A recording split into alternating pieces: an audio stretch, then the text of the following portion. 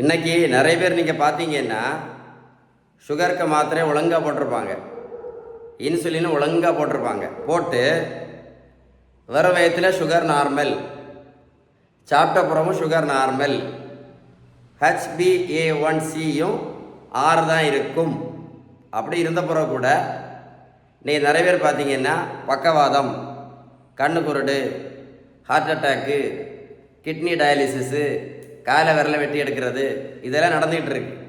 புரிஞ்சுதா?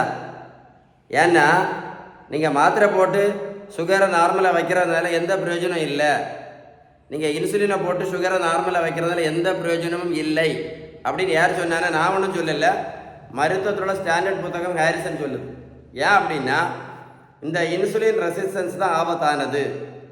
இதை சரி பண்ணணுன்னா ஒரே ஒரு வழி தான் இருக்குது, முழுமையாக சரி பண்ணணுன்னா ஒரே ஒரு வழி தான் இருக்குது. அதுக்கு பேர் தான் பேலன்ஸ் டயட். நீங்கள் பேலன்ஸ்டு டயட்டு கரெக்டாக ஃபாலோ பண்ணாமல், புரிஞ்சுடுங்க, நீங்கள் பேலன்ஸ் டயட்டு கரெக்டாக ஃபாலோ பண்ணாமல் நீங்கள் மாத்திரை இன்சுலினும் போட்டு போட்டு போட்டு போட்டு போட்டு ரிப்போர்ட்டு நார்மலாக வச்சாலும் பிரயோஜனம் இல்லை.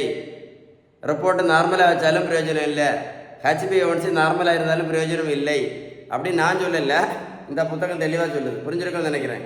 பேலன்ஸ் டயட் ரொம்ப ரொம்ப முக்கியம். நீங்கள் பேலன்ஸ் டயட் ஃபாலோ பண்ணலைன்னா இது சரியாகாது. இது சரியாகலைன்னு வைங்களேன், பக்கவாதம், கண்ணு குருடு, ஹார்ட்டு, கிட்னி ஒன்றும் இருக்காது, எல்லாம் சட்னி ஆகிடும். நீங்கள் மாத்திரை ரிப்போர்ட் இன்சுலின் போட்டு போட்டு ரிப்போர்ட்டு மட்டும் வர வயத்தில் நார்மலு, சாப்பிட்ட புறமும் நார்மலு, HbA1c 6, அதெல்லாம் வச்சுட்டு அப்படியே இருக்க வேண்டியது தான். எந்த பிரயோஜனம் இல்லைன்னு யார் சொன்னால்? இந்த புத்தகம் தெளிவாக சொல்லுது. இந்த வீடியோ தான் நீங்கள் என்ன பண்ணணும், இந்த வீடியோ தான் ஷேர் பண்ண வேண்டிய வீடியோ. இந்த வீடியோ நீங்கள் ஷேர் பண்ண வேண்டிய வீடியோ. புரிஞ்சிருக்கோன்னு நினைக்கிறேன். ஒர்க் அவுட்டை போட்டு கேளுங்க சார். ஏதாவது சந்தேகம் இருந்தால் கமெண்ட்ஸில் கூட்டுன்னு டைப் பண்ணுங்கள், இல்லைன்னா கால் பண்ணி பேசுங்க. இதுதான் நீங்கள் ஷேர் பண்ண வேண்டிய வீடியோ. புரிஞ்சிருக்கோன்னு நினைக்கிறேன்.